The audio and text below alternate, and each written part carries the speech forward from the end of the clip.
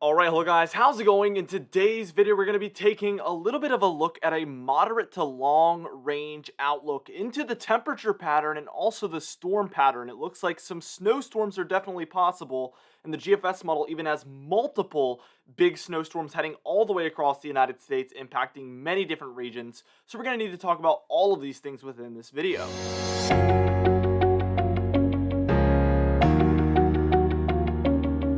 Anyways, before we get into things, be sure to smash that like button, leave a comment down below, and subscribe for more weather-related content. For today's comment of the day, I want to know, do you think we could get into a cold and snowy pattern later on in November? Let me know in the comments down below what your thoughts on that are, and I'll be picking one of those for tomorrow's video. Let's get straight into this video, and first things first, we're just taking a look at the current temperature pattern. We can see cold in the east, warm in the north central, and even into the Four Corner states and Rocky states as well. But we do have a negative PNA setting up out west. This is cold temperatures along the west coast, and this spells the end to the cool down in the eastern United States.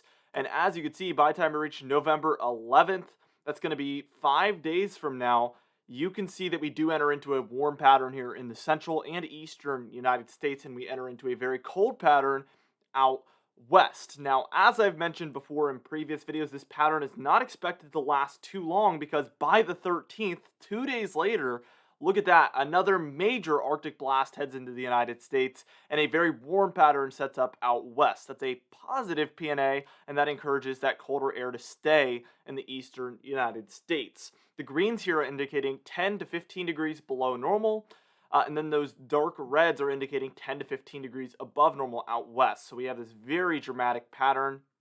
And by the end of this GFS run, which goes much further than the European model, by the way, is going to be about the 21st of November, so very far out. We have what I would only basically the only thing this can be considered if this was to happen is a straight up polar vortex. We have temperatures here that are 45 degrees below normal. So let's say your average temperature is 50 degrees. You would be at about 5 degrees Fahrenheit. So very, very potent cold air. There is no downplaying this type of a cool down event. This is just out of control cold. Very unusual for November, and I'm very skeptical about this severity of a cool down. But nevertheless, what you can take away from this is that this model does anticipate colder air to stay over the central and eastern United States into the long range. Whether it's 20 degrees below normal or 45 degrees below normal, which obviously 20 degrees below normal is a little bit more likely, but it could be a varying intensity, even to a very dramatic cool down. But colder than normal conditions is the trend in the central and eastern United States at this point. So what we're going to do is we're finally going to move on and we're going to talk about some storms that could move in with these cooldowns, maybe even some major snowstorms in just a moment.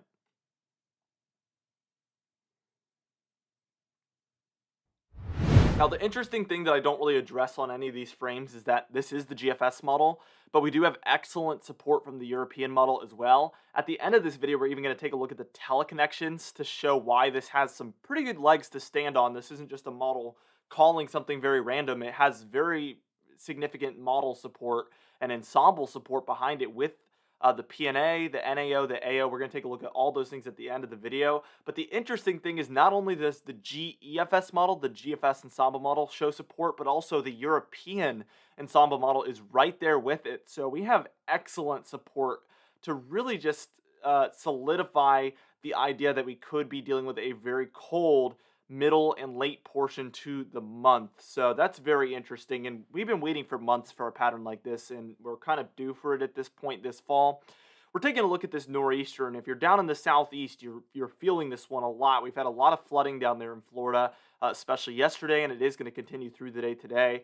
But by the time we reach Tuesday, this storm will be offshore, according to the GFS model. The European model does keep it very close to the southeast coast, so that is something to consider. This one might impact the Carolinas a little bit more than this, maybe even Virginia, but the GFS model has this one moving offshore. We can even see a snowstorm up for the northwest. This is our first snowstorm we're going to be taking a look at here on this model run. So for the northwest, heavy snowfall coming down. This one eventually, by time we're reaching about November 12th, has another snowstorm showing up there for Minnesota, actually a pretty potent one. I can remember years past where we've had some pretty massive snowstorms up there for the upper Midwest. in the month of November. So we're going to need to watch this one extremely closely. I could even remember some October ones that were very potent for this region. So it's certainly possible. And you could see that cool down moving in through the central United States. And by the time we reach about Saturday, November 19th, 13th, better yet, and we even have a huge cool down in the east here, some snow showers ongoing for multiple states there by this point.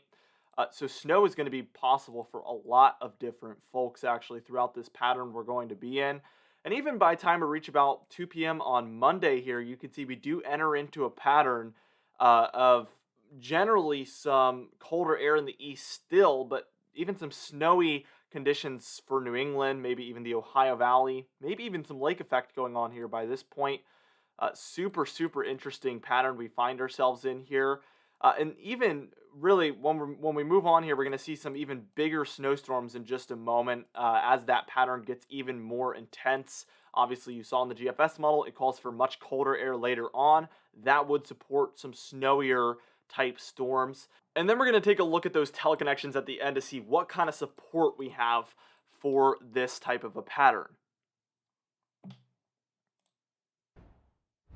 Now, things start to get really intense by the time we reach Thursday morning, November 18th. We have a major clipper going on here, an Alberta clipper, which is generally a more weak to moderate snowstorm as opposed to a very major one that usually enters from, central Canada down into the north central United States. And typically these head towards the northeast, Ohio Valley, Great Lakes, those regions. And we're going to see that happen here, but we do have some moderate snowfall coming down. Typically with these ones, you're looking at a maximum of like maybe 6 to 8 inches would be a lot for a clipper. Sometimes you see more, but that's what I mean by more weak to moderate. But for this time of year, that is going to be more of a hefty storm, obviously, or a little bit more surprising. And by the time we reach about the morning hours of November 19th, we can see this does move up into the northeast. Ohio, Pennsylvania, New York, Vermont, New Hampshire, all being impacted by this snowstorm. And look at that, right behind it for the Rockies, we have another one setting up. So back-to-back storms. This is what I meant by parade of snowstorms, guys. This is like, when I saw this, I was like, oh man, this is crazy because it's just back to back to back. And by the time I reach this is going to be Saturday afternoon. I don't know what I'm thinking. November 20th, we have an even stronger snowstorm setting up here for the plains in the very long range. And eventually, by the time we reach about the PM hours of Sunday, November 21st, we see this one really dig down into the eastern United States, and we actually have a much more major snowstorm setting up along that cold air mass that I can only refer to as a major Arctic blast or even a polar vortex at this point. But we have the Ohio Valley getting involved, interior northeastern United States. Take this with a grain of salt, guys, because this is so far out, but it is interesting to see that this one calls for a very cold and potentially snowy pattern in the long range, and the European ensemble model does support this as well. And the interesting thing, as this is the last frame, is that this model even has another storm setting up there for the Rockies, so a third one. Just a very intense outlook here from the GFS model.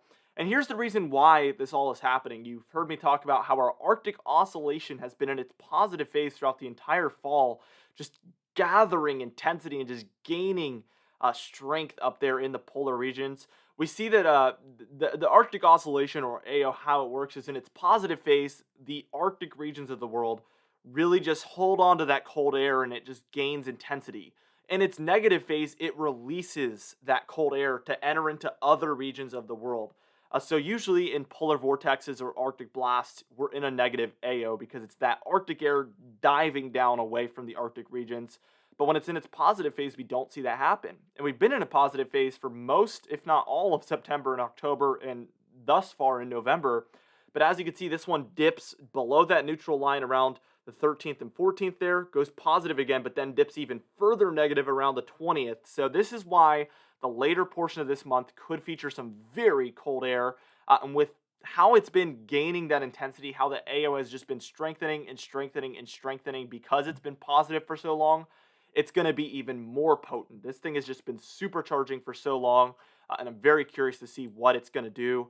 The PNA, which again in its negative phase means colder air over the west and warmer air in the east, is only going to be negative for a tiny bit here for a few days. That's that warm up we're going to be in very briefly. But already by the 9th, we go back to a positive phase, and it stays that way all the way till the 22nd. So the cold air that does enter into the United States will likely be centered over the eastern United States as opposed to the western United States. And the last piece to this puzzle is our NAO, or North Atlantic Oscillation. And this one works a lot like the AO and the PNA combined a little bit, except it's over the eastern regions, not the western regions. But in its negative phase, it encourages, first off, colder air to enter into the United States, but also usually more centered over the east. In its positive phase, it kind of encourages some ridging over the eastern United States and a little bit less cold air even being able to make its way down from Canada.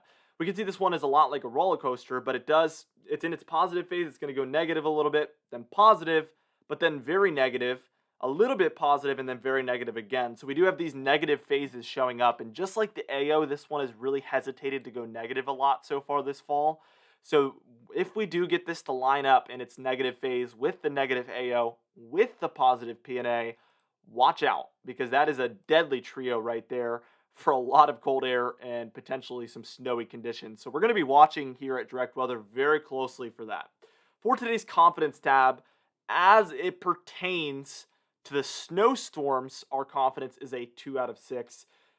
As far as the overall pattern with the cold air, I would be a lot more like a 4 even. So the snowstorms are a little more far-fetched because of the fact that they're so far out. We are going to be watching for that possibility. But again, the overall pattern we are a lot more confident in with that European model support, with the GFS support, with the GFS ensemble support, and the European ensemble support. It is looking as likely as it possibly can this far out. So we're going to be watching very closely for that cold pattern. Now, for today's comment of the day, I asked you guys, do you think the Northeast is going to have above average or below average snowfall this winter? And James Mamar said, I think they're here in the Northeast, I believe we will experience above average snowfall and slightly below average temperatures. I certainly agree for this upcoming winter. For today's patron highlight of the day, I want to thank you all for supporting the channel, but especially our platinum patrons, Bill Crates, James Wade, Dovey Nagel, Lure the Pan, Mandy Birchfield, and Patrick Strickland as well. I would also like to thank our diamond patrons, Bill Roberts, Marcus Connolly, Noah Harley, Michael Codalesa, Catbite, Charles Stinnett, Cindy Klein, Alan Goodmaben, Bill Dallas, Gary's, John Khaleesi, Dwight Phelan, Stephen Credenthal, and Thomas D. Barr as well. If you'd like to join this very awesome patron entry of the day, you can do so by joining our very amazing Patreon page in the description and in the pinned comments down below. I would also like to thank our channel members Catbite, Stephen Fan, and Jeremy Cox as well. If you'd like to join this one, it'll be located next to that subscribe button down below. Anyway, guys, thank you so much for watching this video. Be sure to smash that like button, leave a comment down below, and subscribe for more weather-related content. I will see you guys in the next video.